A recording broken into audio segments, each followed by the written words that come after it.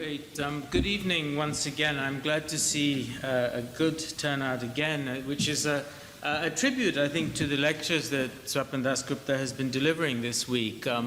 3 nights in a row is a marathon by standards of today, where 3 tweets in a row is enough to kill a subject often. But I think it really is a tribute to the richness of the story that Swapan has been telling us, and also the very different perspective that he's brought to thinking about the trajectory of conservative thought in India.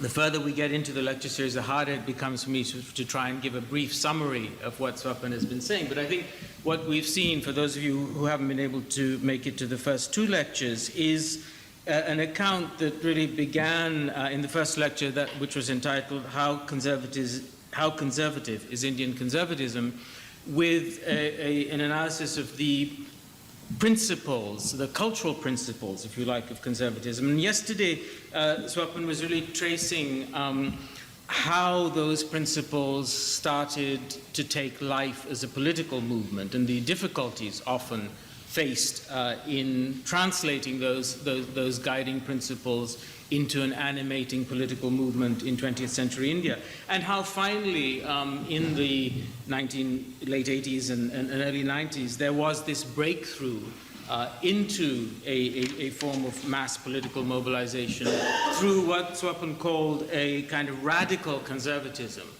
in a sort of paradoxical formulation. And what he's going to address today is the title is Indian Conservatism and the Compulsions of Political Power. So without standing further in the way, Swapan, it's over to you. And sorry, just to also say that at the end of today's lecture, there'll also be a chance for questions.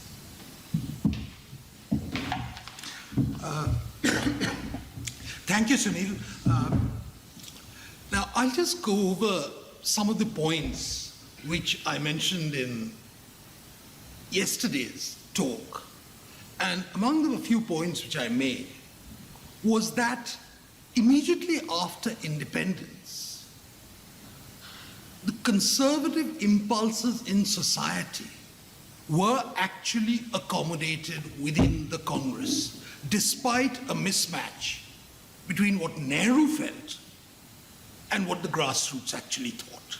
So that mismatch gave a space for conservative thinking to actually survive within the larger framework of the Congress. And this monopolization of space, as it were, also marginalized other forces who actually were more avowedly conservative. And they didn't have the political elbow room to be able to make a meaningful entry into the political arena. But this changed, however, after 2 particular events. One was the split in the Congress in 1969, which actually narrowed the ideological bounds of the Congress, reduced it from a broad church movement into one which actually adhered to certain dynastic principles. And secondly, the Ayodhya movement, which, for reasons, as I said, I am not yet fully able to grasp, actually touched a particular chord in society and resulted in a certain emotional explosion which benefited the people who'd promoted that movement. Now, it's important to note that prior to 1989, the BJP had not experienced the challenges of actually running governments on its own. In 1977, when Indira Gandhi was first defeated in the post-emergency election, the Janasangh, which is the earlier avatar of the BJP, did participate in that, was an important constituent of the Janata experiment. It had many ministers, 2 of them in particular. Mr. Atal Bihari Vajpayee and L.K. Advani were 2 important ministers in that government. And alongside that, they also had chief ministers in places like Madhya Pradesh and Rajasthan. But the nature of the Janata Party was that of a rather fractious coalition, where various tendencies tried to jostle for space within a large tent. In particular, apart from the Janasangh, which was an important chunk, there were the rather more voluble socialists who occupied a place, and then there were others who had actually been leftovers from the earlier Congress split. Now, it was after the Ayodhya movement that we find that the BJP actually tasting power. In 1989, for the first time, it got its governments in Madhya Pradesh, Rajasthan, and Himachal Pradesh. And the euphoria over Advani's Rath Yatra led to a BJP surge all over northern and central India. Advani became, for the first time, Advani became the leader of opposition, a recognized opposition, which had won on its own. And had it not been for the assassination of Rajiv Gandhi midway through the election, I would hazard a guess that probably the BJP might have emerged as the single largest party in that, but not enough to obviously get a majority of its own. In other words, what I'm trying to say is that the 1996 election would probably have been replicated in 1991 had it not been for that particular tragedy in the last phase of the election. Now, but at the same time, around 1991, there was a great euphoria about the imminence, I would rather call it alarmism at some level, over the BJP coming to power.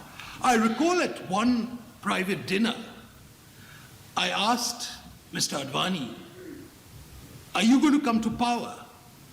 And he sort of took me aside and he said, it's not a question of coming to power. The bigger question is, are we ready for power?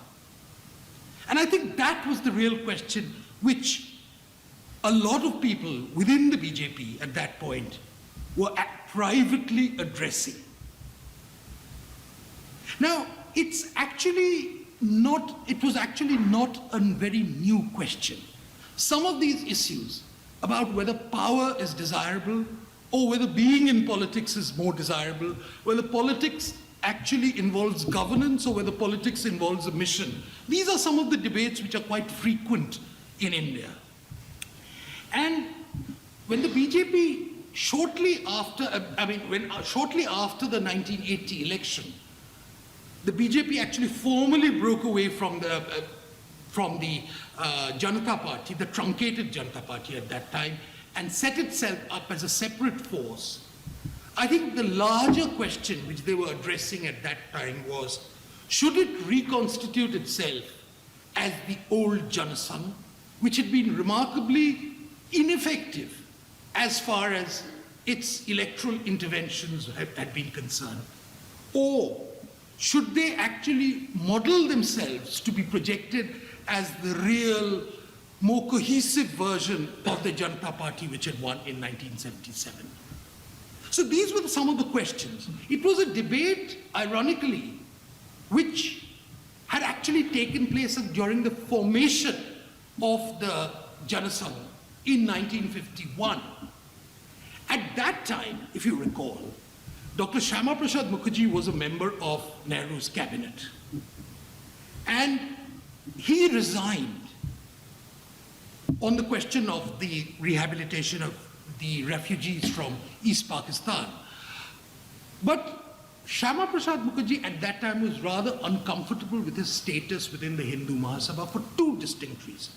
One is, of course, the stigma attached to the Hindu Mahasabha after the Gandhi assassination, which was, it was a huge blow, particularly when Savarkar was put on trial. He was later acquitted, but all the same, the ignominy attached to it had a devastating impact on that. And the second feature, which I think was the decision of the Hindu Mahasabha at that time to not open its ranks to non-Hindus, or put it this way, to actually keep Muslims out. I would be more specific than that. So Mookerjee at that time felt this was not the way you're going to manage politics in post-independence India. And if I might just quote a line from Bruce Graham, who studied this particular period in quite great detail, and he writes that Mookerjee wanted to challenge Congress rule without delay, and he apparently believed that middle-class liberalism was compatible with Hindu traditionalism, if not Hindu nationalism. And this belief brought him together with the RSS, which at that time was in search of a political expression. It had so far been confined to its shakas, etc. Now it wanted a political expression for two reasons. One, it felt very beleaguered after the ban which was imposed on it after the Gandhi murder. And number two, because following that, the Congress slammed the doors on its entry. Sardar Patel, it is very interesting, in the initial period after independence, actually wanted the RSS to join the Congress because he thought that would be a very useful counterweight to some of the progressive socialist type of politics which Jawaharlal Nehru was trying to advocate. But that came to naught. This project, of course, was disproportionately dependent on Mookerjee. And when he died in 1953, in rather tragic and some would say mysterious circumstances in Kashmir, the fledgling Janasangh was basically became an extension counter of the RSS. And some of, therefore, the strengths and the weaknesses of the RSS were translated into the Janasangh. The reasons why the Janasangh at that point didn't really take off, let me add a few points to that. First, it was not clear as to whether the Janasangh was mounting a serious challenge to the Congress, as Mookerjee had wanted it to be, and therefore by broadening its appeal, or it was merely undertaking a capacity building program for the future. The RSS, if you recall, I've always mentioned, was a movement which all believed, or believes as well, in a moral leadership. It had its, in a curious sort of way, some of the elements of the Leninist vanguardist tendencies are often replicated in the RSS, that this morally equipped leadership will be best placed to lead India into the future. So you had a regression from Mookerjee's belief that power is what was necessary to the RSS belief that let us actually strengthen, create a moral leadership in politics. Secondly, the preoccupations of the Janasangh at that time were very, very narrow. They were basically confined to anti-cow slaughter, promotion of Hindi, the full integration of Jammu and Kashmir, and a larger outcry against what they saw as the appeasement of Muslims. Now, these were issues that at least till 1962, and the Chinese invasion was a very, very important opening which allowed them, had very little traction. The Janasangh shared the non-Congress political space with the communists, who were far more assertive, the Swatantra Party, which had enjoyed a greater deal of respectability and patronage, particularly amongst the moneyed sections, industrial sections, and the socialists, who, as usual, were really the most vocal of all of them. And they were the ones who made the greatest noise. Ram Manohar Lohia actually dominated a certain space, which Nehru contemptuously called the language of the bazaar. By contrast, the Janasangh was more a sect, a larger sect, but basically ones who had begun their journey with the RSS and had just moved on. then the ideological position of the Janasangh was never very clear. It was not really a party of big business. Its support base was that of farmers with mid-sized holdings, the owners of SMEs, small and medium enterprises, mainly engaged in trade, and a sprinkling of lawyers and professionals. Their attachment to the Janasangh was rarely driven by economic self-interest. It was principally born out of a loose identification with Hindu concerns. So, in a sense, that political party, while it had an ecosystem, it was an ecosystem that was detached from electoral viability. It never saw itself as a party of the right, unlike, say, for instance, Raja Gopalachari, who saw himself as a conservative. It wanted deregulation, not because private enterprise was more efficient, but because it felt that the state must not become too big and intrusive. It liked the idea of welfare, and which has prompted a lot of people to say that in essence, the economic philosophy of the RSS equals Marxism plus cow. Now, of course, it didn't like the Soviet Union because it was godless, it was communist, but it didn't like the United States either because it saw the United States as the epicenter of westernization and cultural corruption. Actually, it promoted the idea of Indian exceptionalism. That was what the basis of it was. There was a bit to theorize this in a sort of a doctrinal framework by a gentleman called Deen Dayal Upadhyay. Now, this body of thought, which is called integral humanism, and to which even to this date the BJP subscribes to, is one I've never really fully comprehended. And I can assure you that I'm not probably the only one. I've spoken to large numbers of active, prominent BJP members asking them to explain to me, and I have not been very successful in my endeavors. But broadly speaking, it promoted the idea of harmony of all living beings within nature. It upheld the belief that democracy must be compatible with a larger sense of dharma. And it urged a certain lifestyle restraint in the face of rampant consumerism. It was, in one way you could say, it was an attempt to amalgamate facets of Gandhian thought to the thoughts of Golwalkar. A remarkable experiment, but it became a loose philosophical doctrine for the BJP, but its relevance into the realms of political policy making proved extremely tenuous. I suspect that the importance which is attached by the BJP to this philosophy of integral humanism is more by way of a personal tribute to Deen Dayal Upadhyay. So instead of setting up a monument, they have deified something called integral humanism, because he, right from 1952 till his death in 1967, was really the larger parental authority of the Janasangh. So it was a tribute to him.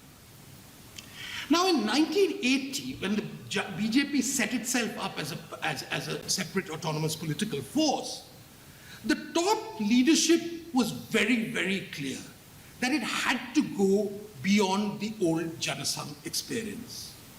Now, Bajpai, for instance, when asked in mid-79, was quite clear. He said, "We have left the politics of Janasangh far behind.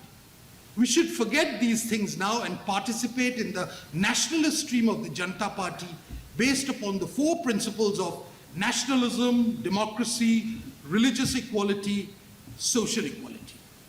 In other words, a decisive shift to the center. Advani, on his part, even went a step further. He said, and this was just after the party had been established in 1980, he said in India, a party based on ideology can at the most come to power in a small area. It cannot win the confidence of the entire country. Neither the Communist Party nor the Janasangh in its original form could do that. So here too, he proposed what he was to later call aggregative politics, which really is a shorthand for old-fashioned centrism. I'm not terribly sure that the centrist turn worked. At the level of the constituencies, the state level, the BJP was seen principally as a Hindu party. That was his distinctive persona. And despite the pronouncements of the top leadership, that image persisted. Moreover, a very large section of the BJP saw itself as a halfway house between a joint family and a club. So, the important thing was not necessarily to aspire to power, but to be a member of a larger ecosystem, which would give comfort and solace to it. It has often been said in the old days, when they used to lose deposits quite routinely, that the important thing for them was not to win, but to get that nomination. And if you look at the type of people who actually led the party in constituencies, they mainly consisted of some generally respectable person, could be a teacher, could be a doctor, someone who, like a sort of elderly wise counsel, some elderly person whom people could go for advice and people who would look after, who'd know what was happening in the locality. That was the sort of stereotype of it. Not a person, not a professional politician, but someone who's sort of kindly disposed, a good soul, as it were. Now, therefore, for them, embarking on this new and uncharted course of actually trying to gain more traction, widening their social and political base, was a new experience, and not every one of them were happy with this.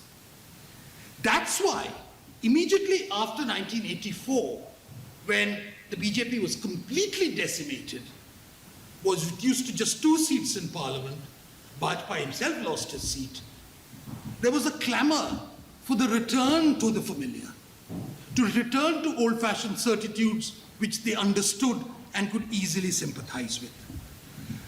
And this meant a greater degree of interaction with the RSS. Now, I've already mentioned how the Ayodhya movement changed all the equations of willy-nilly actually putting the BJP in the front ranks of mass mobilization. They might not have wished it, they might not have actually anticipated it, but that was the end product of that. But more, I think one very, very significant feature of this, of the Ram Janmabhoomi movement on the polity and on the BJP was that this very aggressive form of Hindu nationalism meant that that trend of thought no longer remained a Brahmanical prerogative. It actually broke the stranglehold, the monopoly of the Brahmanical worldview on the BJP.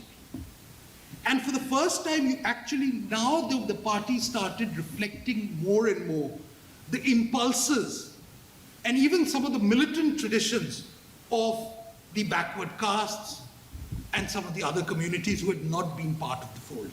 And if you look at the leadership of the Ayodhya movement, whether it was Kalyan Singh, whether it was Uma Bharti, whether Vinay Katia, all these people who actually did the maximum amount of mobilization for that, they all belonged to the so-called backward caste. They were not Brahmins. It was as if the great tradition which the BJP at one time represented or saw itself as a part of had actually been subsumed by a more aggressive little tradition. Now, after the 1992 demolition of the Babri Masjid and the election of 1993, which was a disappointment, the various state elections in 1993, which were a disappointment to the BJP, they took stock of this mood of Hindu triumphalism, which was there in India, and it had also entered its ranks. It came to the conclusion that they had seen an enormous surge, but that surge in itself was inadequate to win it power. So I recall a conversation with Mr. Advani a day before he actually voluntarily stepped aside and resurrected Mr. Bajpayee from the wilderness and put him up as the prime ministerial candidate. And he said, what we really need is the incremental vote. I don't believe my face is compatible with getting that. Atalji has that persona. He will draw in new people. The Hindu vote is assured. What we need is the extras. Now, it was, to my mind, a very shrewd calculation. And it enabled the BJP to break out of what they used to call their majestic isolation. And the anointment of Bajpayee saw a spate of alliances with regional parties mainly. National parties were not likely to get in. It was really regional forces which strengthened the sort of electoral basis of the BJP. Now, in power after 1998, it always had to therefore negotiate the balance between the expectations of its core constituency, the members of the old club, as it were, and what the people who had voted for it as part of that incremental vote expected. This is a problem not terribly unique in any way to the BJP. I think various political parties, not least in Britain, have actually confronted this issue. I recall a passage from Tony Blair's autobiography where he spoke about the difference between activists who predominate, who make the largest amount of noise within his Labour Party, and what he called normal people. So I think that those sort of tensions have existed and exist within the BJP. Now, traditionally, the BJP has been loath to fight elections on a purely economic stroke development plank. Apart from the internal fissures it generated, because they never really had meaningful economic dialogue within themselves. Particularly when it got down to specifics, there was always a very, very discordant note which was struck. There was always a need to motivate the activist base, which actually formed the core of volunteers, which actually drive the election machinery forward. And invariably, even while they spoke about good things like development and bijli and electricity, roads, power, etc., roads and water, they would always say, and I've been in, having looked at the issue from within the system, they said, what we now need is what they used to call the bhavnatmak issue. That means the emotional issue, which could actually motivate their people to actually give their best. And that had to invoke either Hindu solidarity or Hindu pride. And it's almost a template model. You can see it. How the larger issue is also couched with something which goes to the core base. Now, in 1998, Bajpayee tried to address the issue, these difficulties of trying to manage these disparate elements, by picking up the one thing in the BJP's distinctive program. BJP has always prided itself on its distinctiveness. And this distinctiveness consisted of various things like demanding a uniform civil code, which was fiercely contested by everyone else because it was seen to be as inimical to the interests of the Muslims. It had always wanted a full integration of Jammu and Kashmir, which again was resisted at various points. It wanted the Ram Temple, which they were the only ones who were talking about it. But they also had a fourth item in their agenda, which was India as a nuclear power. Now, on that, there was very little disagreement. Maybe because it hadn't been sufficiently thought about, because it hadn't been really part of the larger issues confronting it hadn't really entered the public debate. But when Vajpayee triggered what are called the Pokhran II explosions, he also did two things. One, he unleashed the national pride, which was very good news as far as the core base was concerned. At the same time, when international sanctions were applied, and there was quite a lot of international sanctions at that time, there was a fierce outcry in the world, it enabled him to do the next thing, which is open up the economy. He said, you need it now.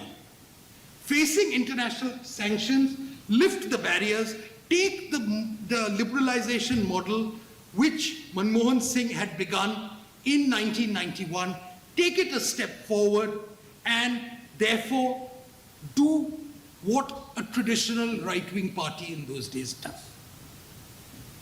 But when it came to negotiating the Ram Temple agenda, he was less successful. Because having seen a BJP prime minister at the helm, some of the Hindu activists took it as a sign that really the temple construction was now necessary. And in particular, remember the real driving force of the temple movement was not the BJP, but a part of the larger thing called the Vishwa Hindu Parishad. And they began an agitation, and there was naturally the government had to follow court orders, etc. There was confrontation, and it introduced a sharp mismatch between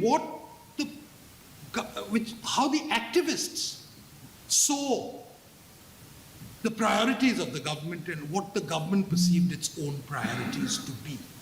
Throughout the 2004 election, which the BJP assumed it had in its bag, one thing which struck me was the degree of non-involvement of these old-timers who normally you see in all the BJP functions. They were somewhere missing from that. And even if they were there, they lacked that traditional passion which had been their sort of defining hallmark. Now, third thing which any BJP government had to do was it had to prevent a ganging up of forces against the BJP. Now, they saw themselves that there are two poles of Indian politics. One is represented by the Congress, one is represented by the BJP. And ideally in those days, the idea was that since the Congress had been in power for the longest amount of time, it was easier to forge an anti-Congress coalition. But if the tables were turned and it became an anti-BJP coalition, the same electoral disabilities which accompanied the Congress at that point would now fall on the BJP. And what happened in 2004 was that there was widespread tactical voting in the localities against the BJP. This didn't result in a Congress victory, outright Congress victory, but it resulted in the BJP losing, the NDA losing its majority. And we know the story subsequently of how various coalitions were crafted together, patchwork coalitions were crafted. Now, what were the lessons they took from this experience in power? And here it's important to realize that a rather shell-shocked BJP responded completely incoherently. people started doing their own thing. Mr. Advani, who really thought that the problem was that the BJP hadn't been able to address enough Muslim voters and had actually forged a minority consolidation against the BJP, decided to take, very unwisely, a trip to Pakistan, and there, on the mausoleum of Muhammad Ali Jinnah, praised him as a great Democrat, great nationalist, etc. Now, the reaction of the BJP average worker was visceral. It was something which I witnessed at every time. Never mind, this was the tallest leader of the party. It was made very clear that this was unacceptable, that he had to go. It was really a grassroots revolt against it. I mean, there was some sort of a patchwork compromise which was effected. But two things happened. A, Advani lost his moral authority completely. The RSS had to step in to actually attend to the problems. Now, the RSS's way of attending to a problem is a little different from normally how a consultant or even a Linton Crosby or someone might do. They see it purely not so much in terms of addressing the political message, but addressing the question of the political organization. Their natural impulse is to attend to things organizationally. And this is what they did. That they actually started filling up a large number of posts, both in the states and at the center, with their own people, with their own full-timers. In other words, ensure a greater degree of discipline, but discipline for what larger end was never made very, very clear. So the political issues remained unaddressed, and it led to some terrible mishaps on their part, miscalculations on their part.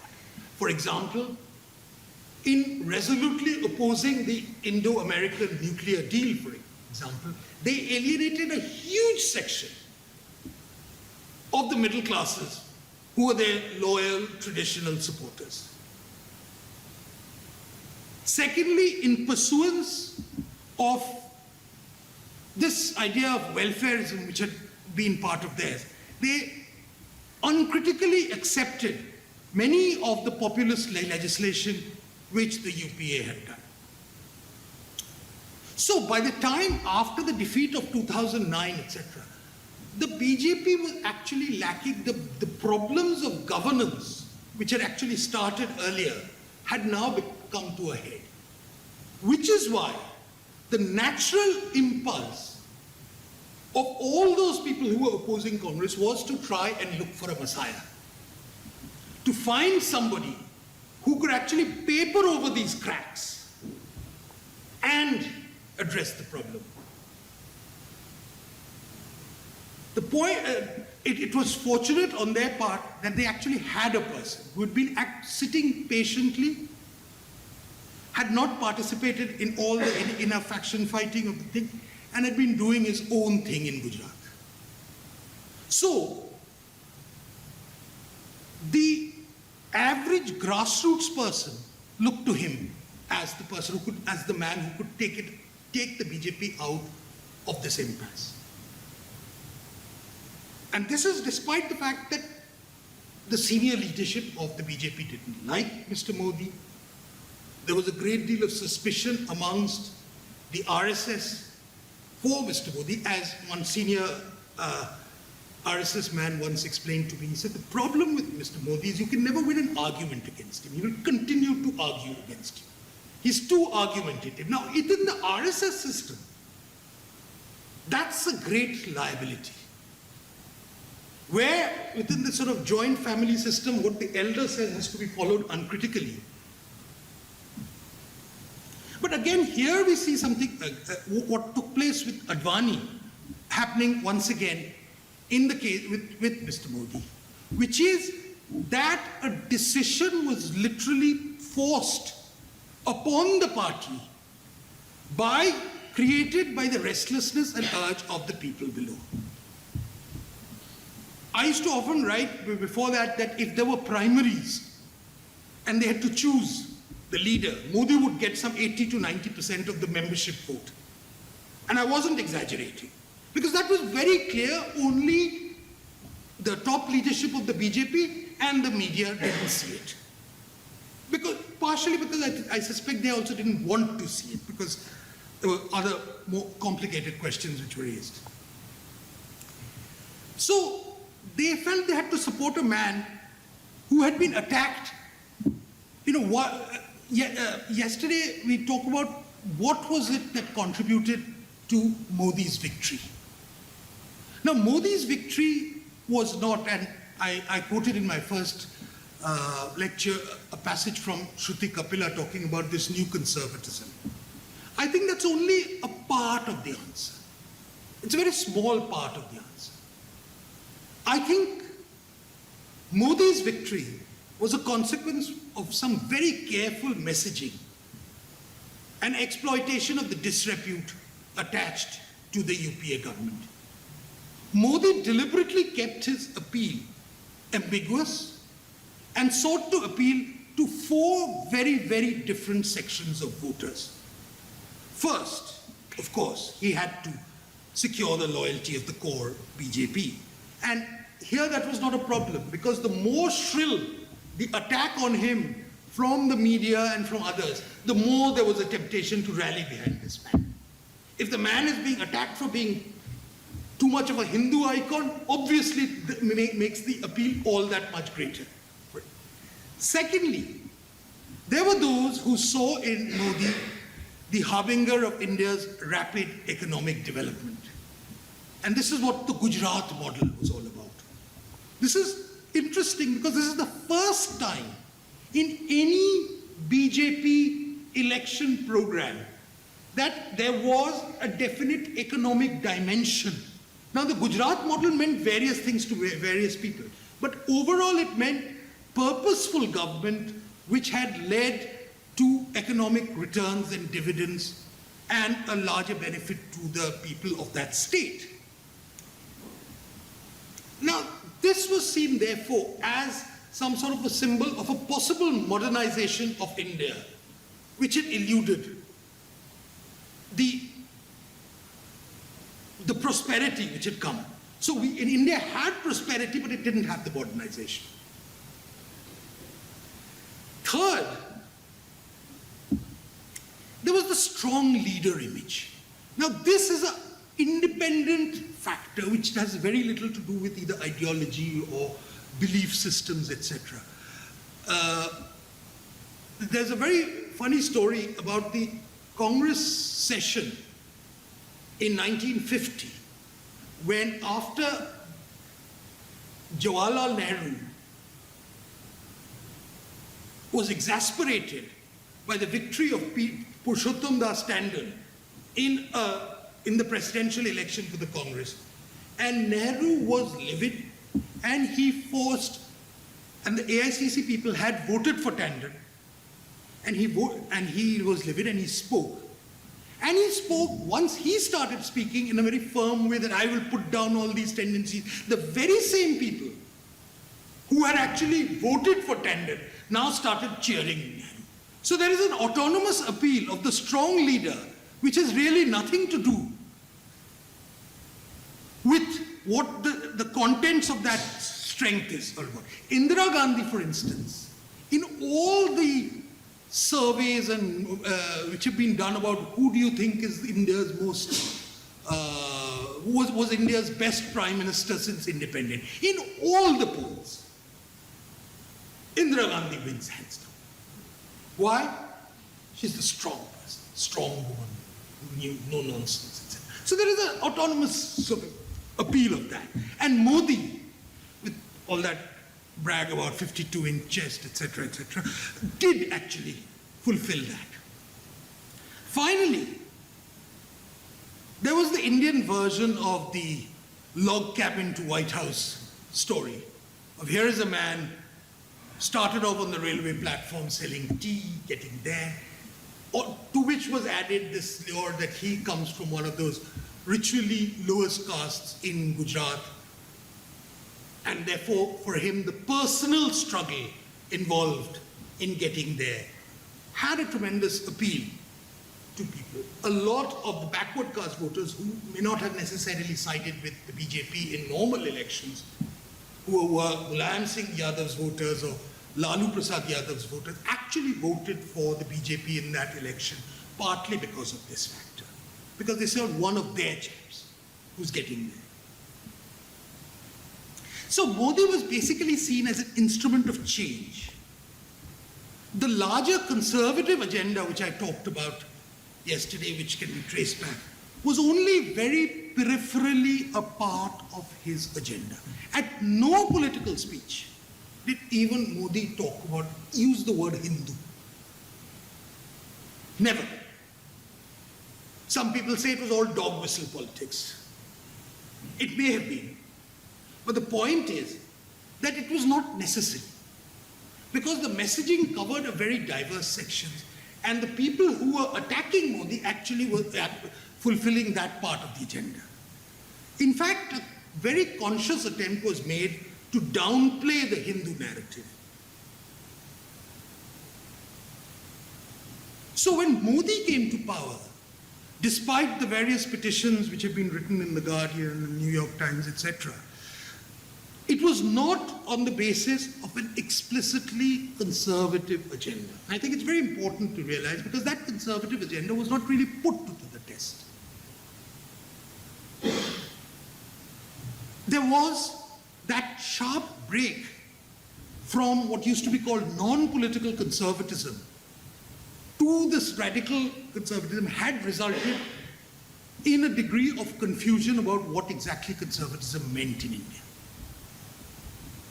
And Modi was really part of that. In that void, Modi stepped in. So there were facets of him, you could say, which were conservative. His background, his core beliefs, his beliefs in certain systems, etc., may have been part of the older. But as far as his political agenda was concerned, there was no convergence. So there is a rupture, I would argue, between the non-political conservatism and those who are seen as the epitome of conservative politics in India, their appeal. There is no the meeting ground is very, very tenuous. Now, in government, Modi faces the same set of challenges that confronted the Vajpayee government. Almost, I think, very, very similar. First, he has to ensure that the gang-up against the BJP, which led to its defeat in 2004, does not recur. The opposition will do its utmost to actually force a BJP versus the rest polarization, naturally, for its own benefit. In 1978, for example, Indira Gandhi really decided that singling out the RSS in the Janata Party was the best way of bringing it down. There was a speech which she gave in Parliament in the few days she was in Parliament before she got expelled in December 1978, where actually she spoke about how the government cannot countenance, or must not countenance, the idea of an RSS involvement in culture, in education, in other facets.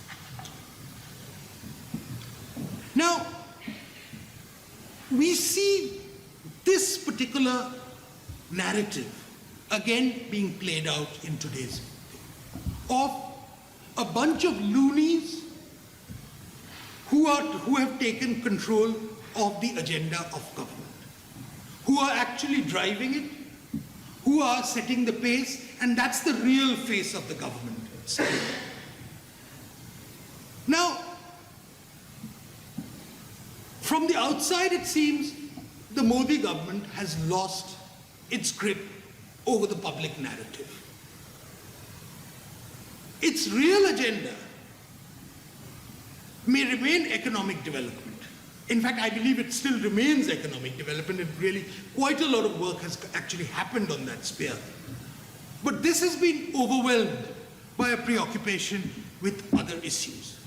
So, just as Modi is moving away from the old tenets of what constituted conservative politics in India, his critics at the same time are trying to drive it further into it. So we have this curious mismatch which is there, which is really what politics is all about, how you can position yourself and how best, and anyone who can do it better. The irony is that Modi has really no intention of allowing either identity politics or the liberal cultural agenda to dominate the sound waves in an increasingly maiden media age. So where in the past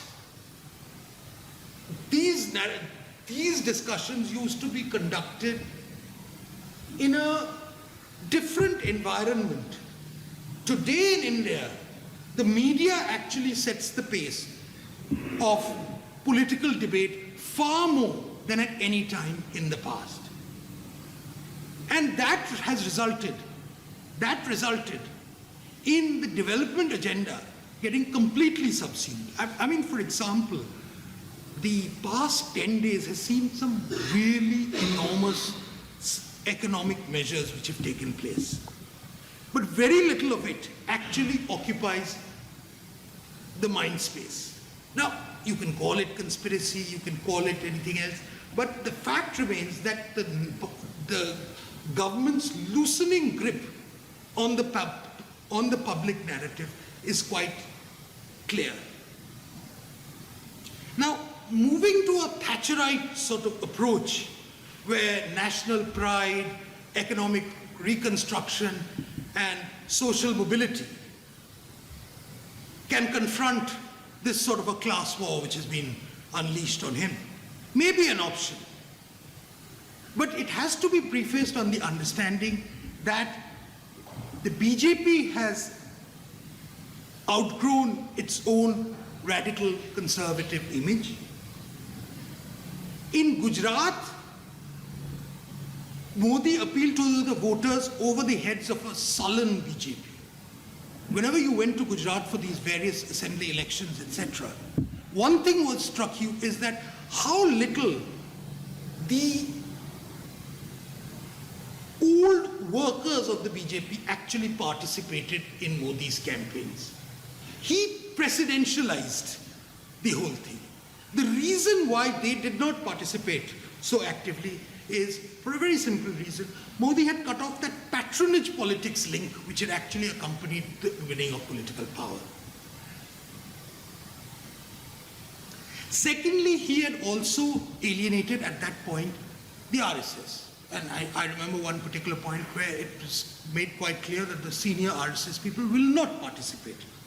And Modi's private response to it was, doesn't matter, the actual volunteers will all participate. So we can ride roughshod over the leadership and appeal to the voters. This was the Indira Gandhi approach to some extent.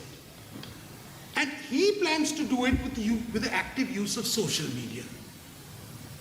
Now the problem with social media is that while it gets to places, and he enjoys a great deal greater traction in the social media than he does in the conventional media, the problem with the social media is that its inability to create a hierarchy of importance. I mean, a road accident sometimes is as important as a major economic initiative. So, what you have today is that there is an old establishment which is trying to make the government dysfunctional. That's part of its politics. And a prime minister who, while breaking away from the old mold of conservative politics, hasn't yet secured enough of an autonomous social constituency of his own independent of that. no such thing. The BJP has not been modified in any way. The BJP still remains what it was. And it has a leader, and it has acquired political power from a leader who is actually setting out on a very, very different agenda. And they can't really see, this is a space really which is worth watching, because I don't think we've really come to any conclusion, and it's the tussle really has only just about begun. Now, one of the features of the conservatism that emerged in the 19th century and underwent significant modifications after independence and the rise of political Hindutva was its very tenuous relationship with modern governance. This is a point which I need to stress. It was principally addressing cultural issues. It was not addressing statecraft. Statecraft was never an item, never a principal concern. Character building, the importance of social institutions, the joint family, the importance of creating the Hindu parampara, the tradition, protecting the Hindu parampara. These were the main facets of the conservative tradition. And with that, politics intruded. When it did intrude, it was very unsuccessful because it was primarily about cow slaughter, it was primarily about Hindi, some other issues like that. Now, looking at someone like Modi, whose value systems have been shaped by a combination of three things. One, his long tenure in the RSS. Two, his direct inspiration, and this is something which has been under-researched and under-told, the deep influence of Swami Vivekananda on his thoughts. And third, the exposure, the results of his exposure of his foreign travels, not while he's been prime minister, but earlier as a private citizen. The man used to just love traveling. And he's constantly, whether you talk about Australian sheep farms or something like that, he's always all about that. So to him, governance is a set of managerial problems which really have to be resolved and requiring pragmatic solutions.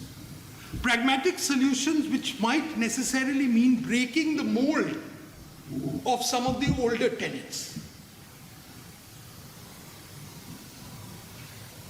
Now, this is a view which has not yet been fully internalized within the BJP, nor has he actually successfully communicated it to the wider world, which results in a curious dilemma which he faces, that he's being projected in terms of something which he has very little sympathy of, or rather, to put it another way, which is not his priority. And yet he doesn't have the means of fighting it. So, in this situation, political conservatism, as we understand it in terms of statecraft, as we understand it in terms of the Western experience, remains a very, very hazy figure in the background. There exists in the Indian tradition a very robust form of non-political conservatism, which is still very much there, which actually determines some of the debates and concerns in the cultural sphere. But in terms of governance, there is almost a great wall of China which divides one from the other. And this is the issue which we'll really have to watch, about whether a break ever is possible by merging the two traditions. As of now, that hasn't happened. Thank you very much.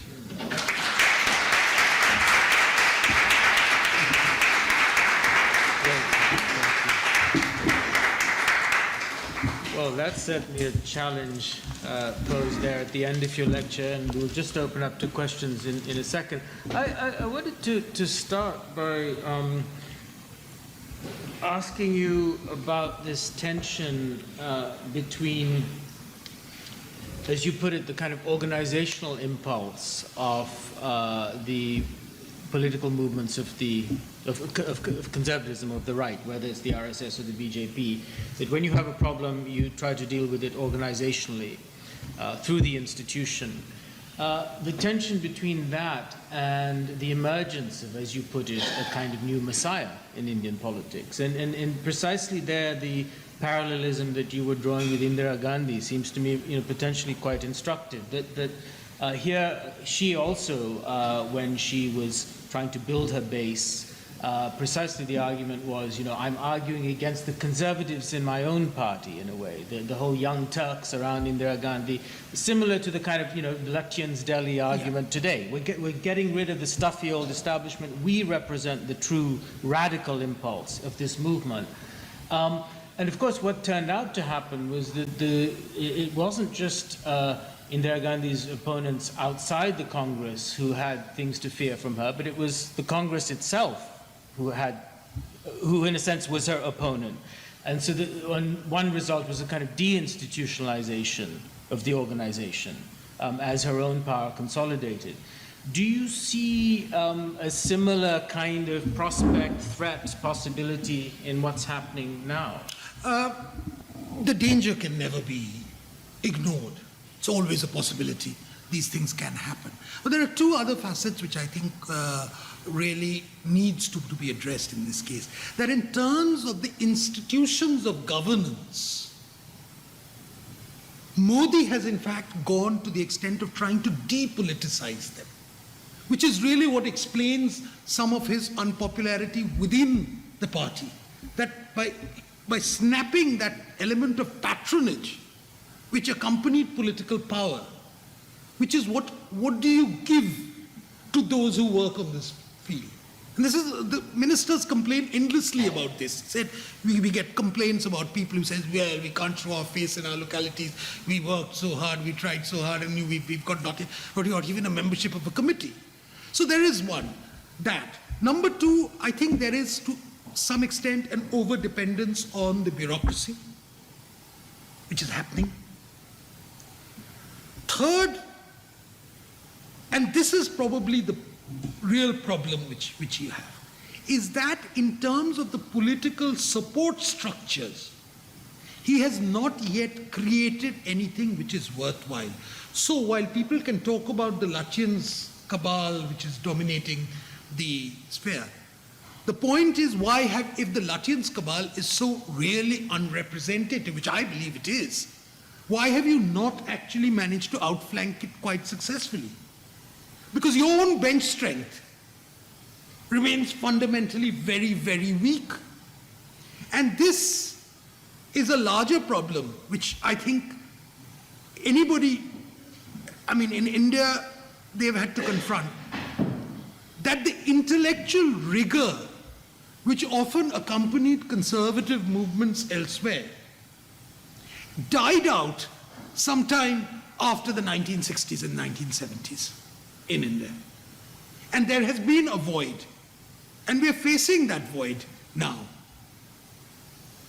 Maybe this doesn't answer your question specifically, but I think that while the danger of a Caesar appearing, what is called Caesarism, becoming and therefore distorting the polity and deinstitutionalizing, that problem always remains when there's a strong man, especially one who's got his mandate after a sort of quasi-presidential election. That remains. But there are other circumstances, there are other forces which are at play. And I don't know how they'll all coalesce together. But at present, these are early, to my mind, these are still early days. And I think it's important to recognize the problem and see where they're heading. I can't really give a very definitive answer to that. Sure. Great. Well, let's take some questions. If you could introduce yourselves and where relevant to your affiliation, please.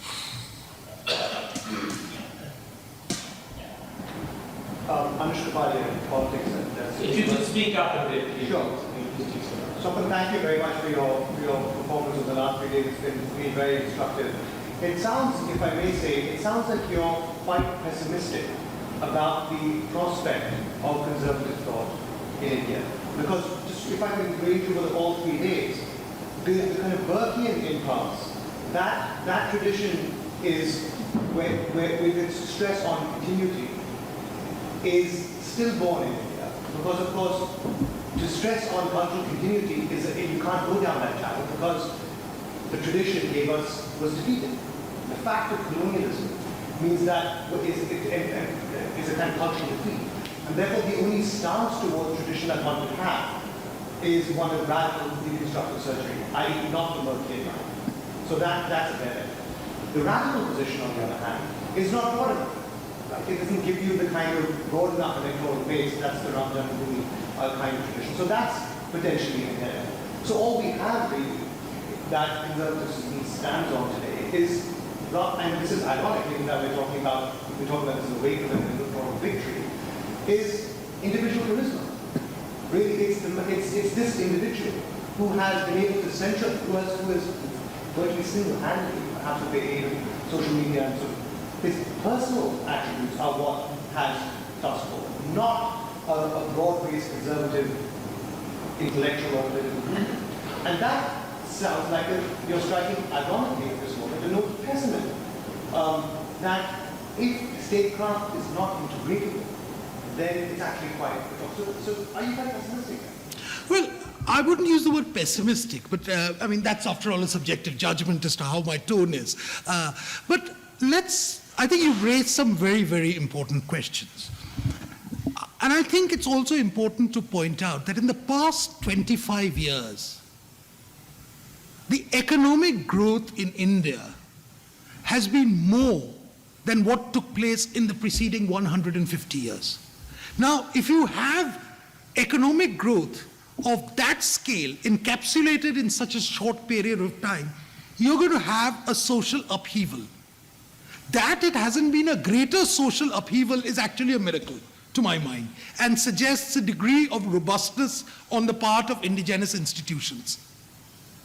So, while absolute surgery may be ruled out, I think what the conservative agenda in India really has to be is, to what extent can some of the social institutions endure with the collapse of the joint family, with the collapse of the village community or the erosion of the village community. In fact, the conservatism of the village community is sometimes a little frightening.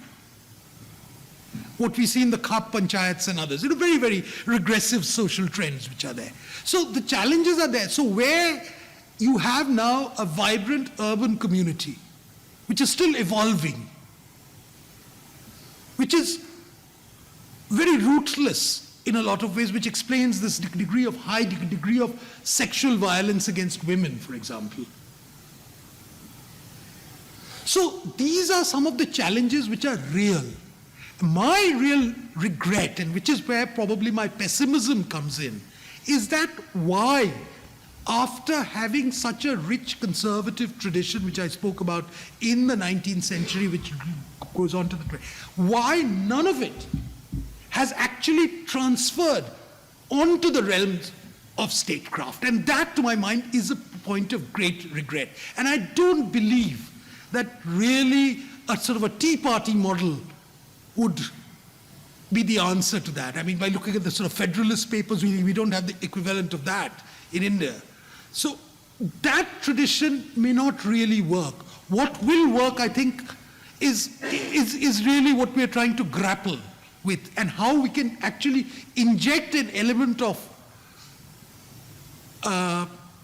political theory, perhaps, into what often seems very knee-jerk and impulsive acts of governance. And where probably I have a little difference with Mr. Modi's approach is that I don't necessarily see all the problems as essentially managerial, which he does, I know.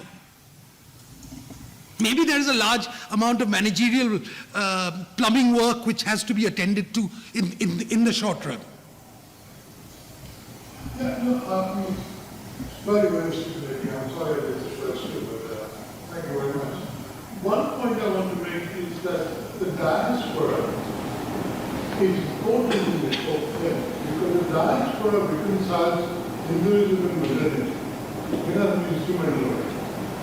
You don't want to have to be traditionally dressed or behaving. Diaspora is very Hindu and very modern.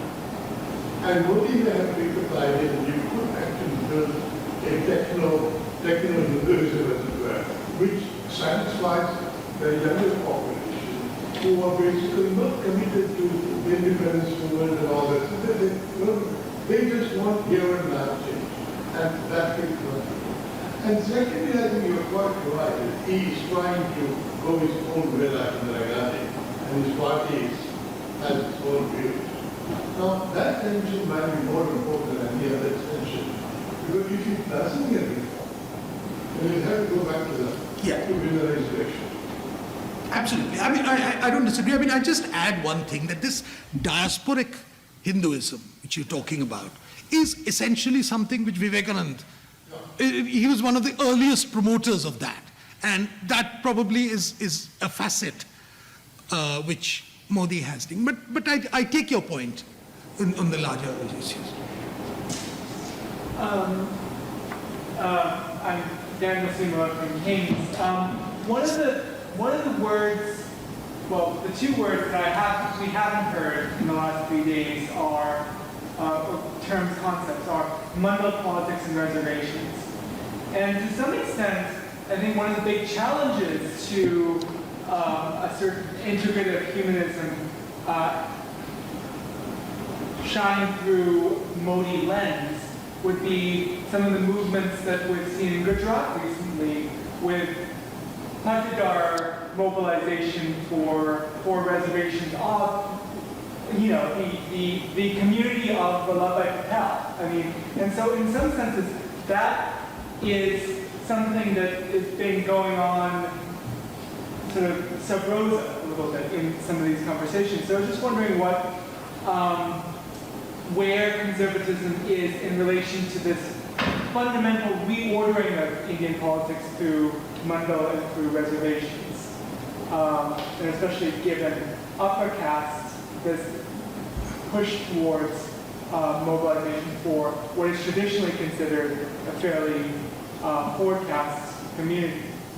Well, Mandal was basically a consequence of a backward caste movement which had already begun to assert itself politically, first in southern India, then to some extent in Maharashtra, and followed that by Bihar and Uttar Pradesh. Mandal followed all that. So already there was a robust caste movement, political caste movements in existence before Mandal gave it a degree of formal recognition. Now, in the case of the Patidar thing, this is basically a revolt of the left outs in Gujarat. A revolt of those who see that their access to an already shrinking government sector. Remember, the government sector in Gujarat is not huge, because Gujaratis normally have never attached that amount of importance to the state sector than has been the case, say, for instance, in Bihar, where it's very, very important. It's preeminent. And as a result, in Gujarat, the extent of reservation in the public sector has been far greater and has probably costed, and this is a reaction to that. My own feeling is that the Patidar revolt might cost the BJP in the short term, but whether it'll replicate to the rest of India in that way is unlikely. But, and this is a point which Meghnad made earlier, which is really something which is to be observed, is that if the pace of reforms in India, the larger project of economic reconstruction, does not start yielding immediate results, you're bound to have a degree of social and political turbulence, which might be result in sort of unanticipated manifestations may be quite unanticipated. And I think, while I personally feel that the Patidar revolt is a bit of an aberration, it doesn't quite, I don't think it can be sustained for any length of time. It has its charms for a young man to, but it's really an economic agenda which I think where political consciousness, expectations are far ahead of the degree of delivery. And where the longer term trend is for the state sector to actually diminish in importance. Yes. My question is related more to your Oh, sorry. My name is Suhas. I'm an entrepreneur in India. My question is related more to your articulation of what Indian conservatism is yesterday, that you talked of its two attributes. It prioritizes socialism over the individual, and two, the state not having a cultural transformation agenda. What I've been wondering about since yesterday and over is that the conditions seem to be necessary and sufficient for sustainability. And I do not know what is the check enforced in this articulation to not lead to bigotry, which is standard charge against the right. What does it do to libertarians in India? It's a small population, but what does it do to their standing there? Typically, they voted more in the last election, I think, by and large. And three, does that lead to conservative movement in India never really driving decriminalization of homosexuality in the state?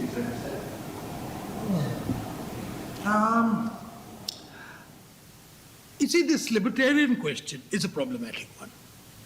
It's genuinely a problematic one. Because while we recognize libertarian impulses in societies where the individual forms the core, the unit, it always becomes very much more difficult to address that issue in a thing where there is a social organism, where a constitution actually recognizes communities. I mean, India is one of the very few constitutions where, apart from the individual, a community is also community basis is also acknowledged. So this is a problem, and we've seen, for instance, very conflicting judgments of the Supreme Court, which has often intervened when it comes to individual rights. Very, very conflicting one. And I personally believe that on this question of, say, for instance, the decriminalization of gay rights, it will not probably pass Parliament. First of all, I think it will require a brave person. But that is still a possibility of someone actually moving a bill or to decriminalize it. I don't think, which is really what the demand is for. Whether it will pass or not, I don't know. So my question is whether your articulation means that it will not be decriminalized. Yeah, no, I'm not necessarily saying that. I'm not necessarily saying that. What I'm saying is that in India, the tradition has been for individual wisdom to take secondary role to a larger community's consensus. And that is a reality. Within that reality, there are all sorts of aberrations which take place, which is bound to take place. And what you're talking about is just one example, a very powerful example, probably, of that mismatch. But addressing it in terms of individual rights will not erode the basis of conservatism in India. I don't think just the decriminalization of gay rights, of the gay community, will undermine and lead to the automatic collapse of Indian conservatism. Because it has suffered many other changes over the years, over the decades. I mean, the colonial encounter was probably far more devastating in its consequence than that. But I think you have to recognize that this is there, this is a mismatch.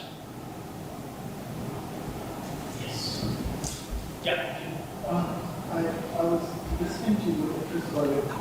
I was listening. Louder, just I was listening with interest about your point about the deinstitutionalization of the BJP movement. And I was wondering, have the electoral setbacks since 2014, are they a reflection of that, where in Delhi and Bihar, it's always a contest of Modi against the local chief minister, and you never know who the candidate is going to be.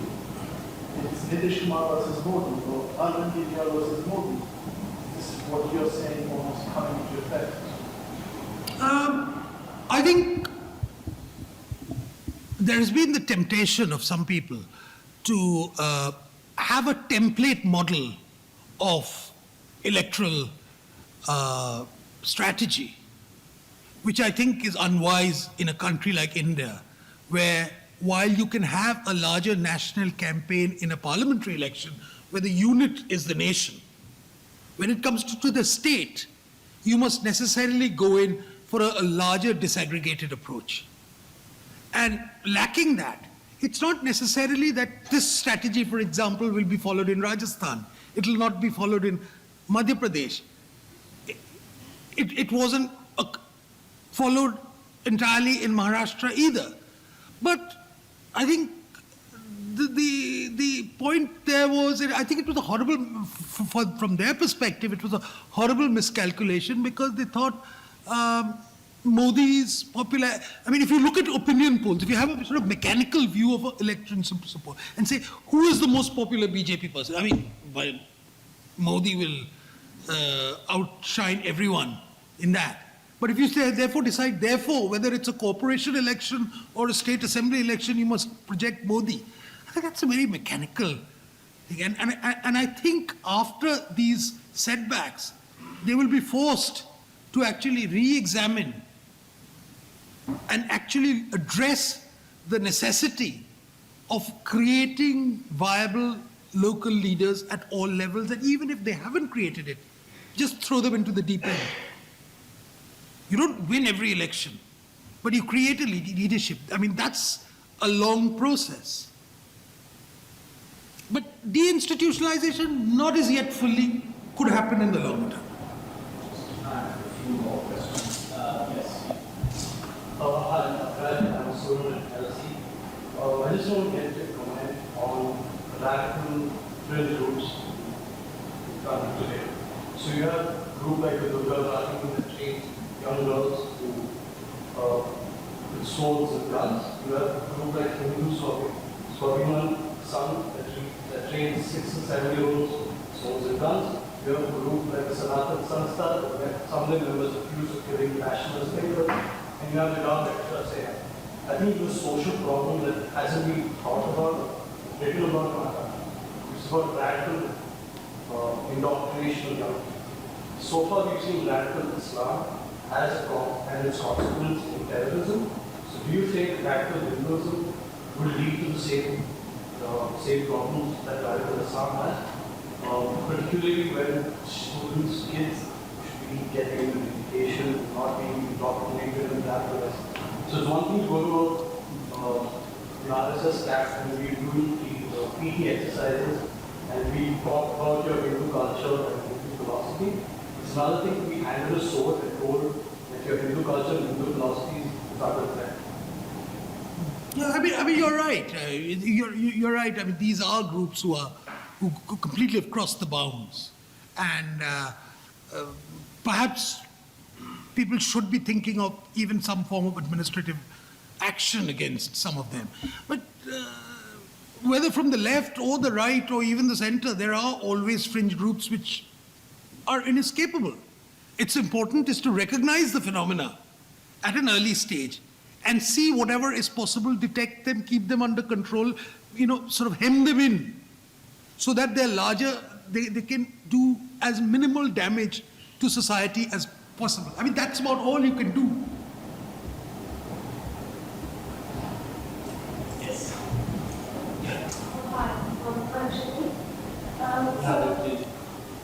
I'm Shani. The last comment often shows a great deal of concern about the fact that India puts a lot of emphasis on rather than on the rights of the individual. And you see a sampling of this everywhere you look in popular culture, in the way politics is conducted, etc., etc. And do you think, you mentioned that the right in India was unable to translate a concern for cultural continuity into actual governance.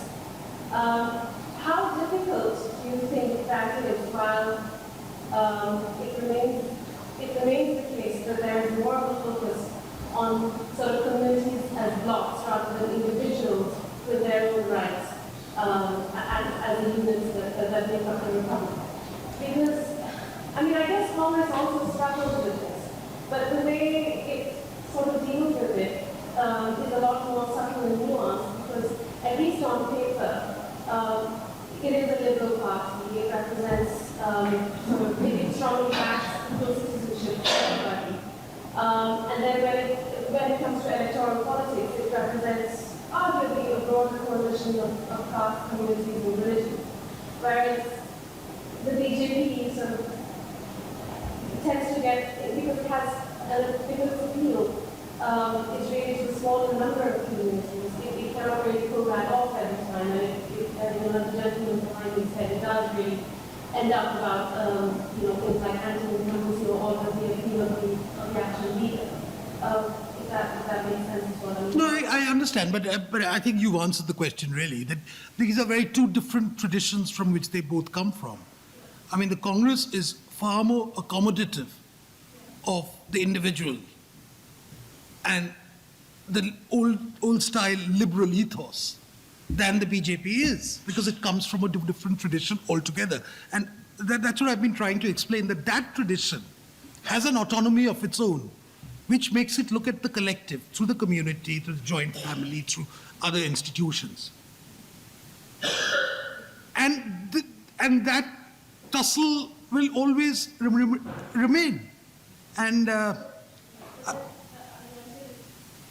well, I mean, there are a lot of people in India who see themselves as individuals above all, individual citizens of the Republic.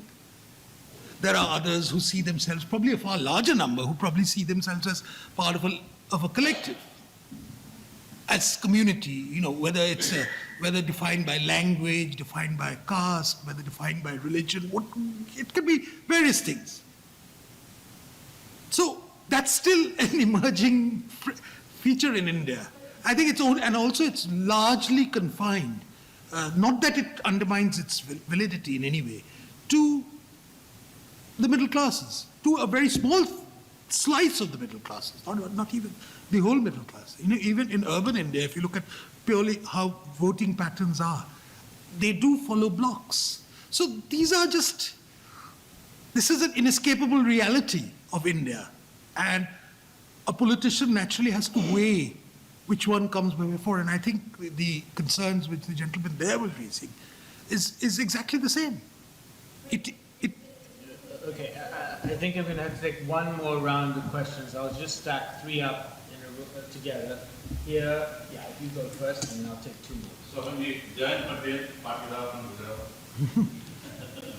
I just wanted to know whether the Indian conservatism have ever tried to reconcile the Hindu heart resulting from thousands of years of Khilnani against the fear of the minorities. Is that any reconciliation? Is it a protest?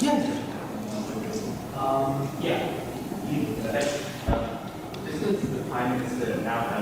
If you can speak up, this is the Prime Minister didn't mention Muslims during his campaign. I guess very efficient. He didn't mention Hindu. Sorry. He mentioned Muslims. The very omission I guess would be the fact that Amit Shah has been mentioned this evening, right? If there's a tussle between the Prime Minister's brand, what the Prime Minister wants to achieve, and the party, given that Amit Shah is down as president of the party, and the Prime Minister's silence on a lot of issues, it's not that he's necessarily been critical, or it's not that he's necessarily been bolstering, let's say, these good elements, but his silence is what is most worrying. And I want to think of Amit Shah as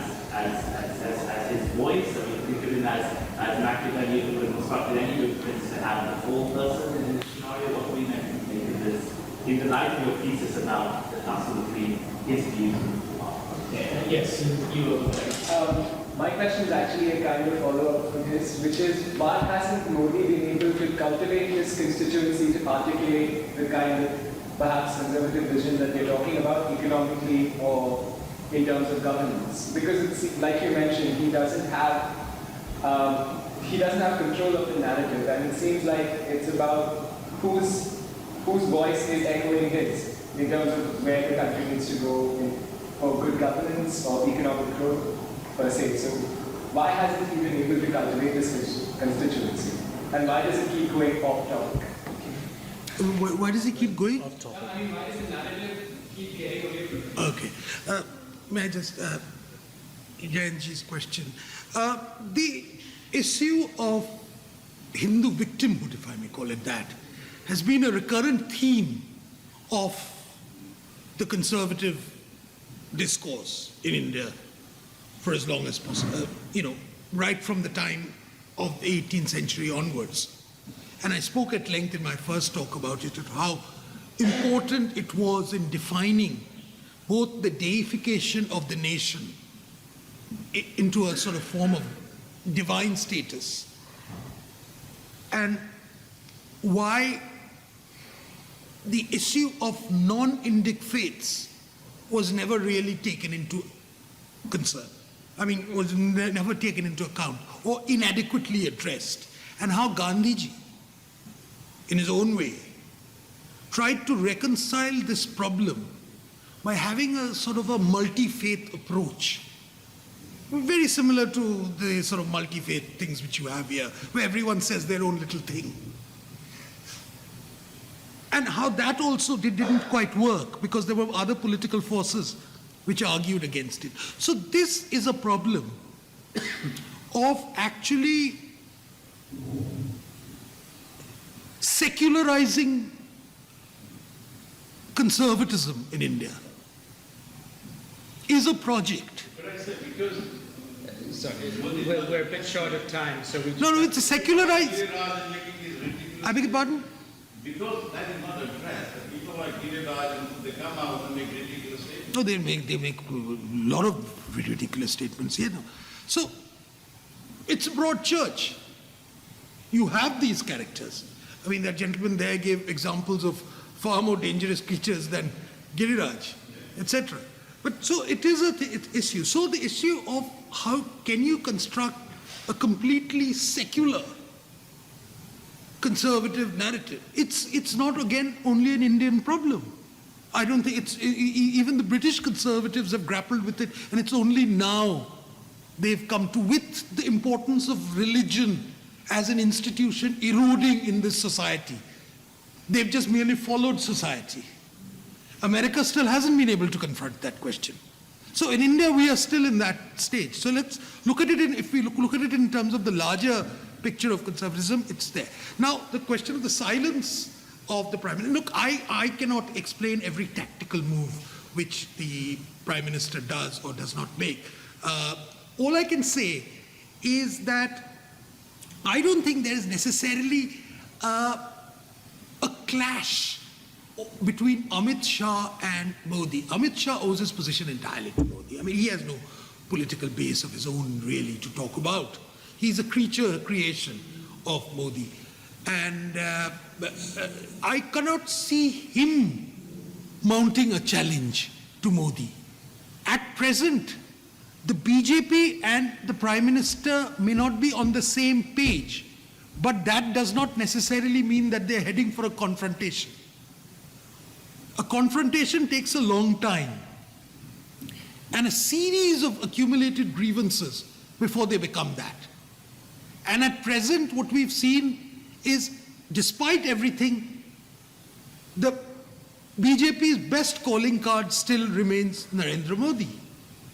And there's no one who's come even remotely close to that. I mean, the Dad's Army revolt was treated with a sort of contempt it deserves. Sorry, what was the last question? Which is? It's about why. Oh no, why? Yeah, that's a difficult one to say. Look, in the course of less than 18 months, it's very difficult. Particularly, as I kept on saying, that the conservative tradition in India has not really acquired the intellectual sharpness disappeared after the 1960s or so, actually about the 1950s or so. Number one. The second point is that the bench strength, it's just inadequate. And for a long time, the RSS was completely disdainful, it was contemptuous of the tradition of intellectualism, partly because they were at the receiving end of intellectual derision. So you make a virtue out of, being anti-intellectual. It's only now that they're sort of quoting people and trying to understand a wider world within that. I think we've been really privileged to hear over the last 3 days I think one of the most serious reflections on the trajectory and also the dilemmas facing conservative politics and thought in India. And I think Swapan put very clearly at the end of this evening this, as you put it, Great Wall of China between the cultural impulses of conservatism and the need to develop a statecraft. It seems there's also a great wall that's come through in the discussion about the role of individual liberty, if you like. And one of the things that I think led to the revival and power of conservatism in the US and America in the 1980s was the embrace of individual liberty as a basis of economic reform. And I wonder to what extent that can be avoided for an Indian conservative politics. I mean, that commitment to individual liberty as the basis of economic freedom and therefore of other freedoms. So there's a huge number of issues I think that you've raised for us, Swapan, and I wanted to thank you very much for the time you've given us and for the thoughts and ideas you've given us over these last 3 days. Thank you. Thank you very much.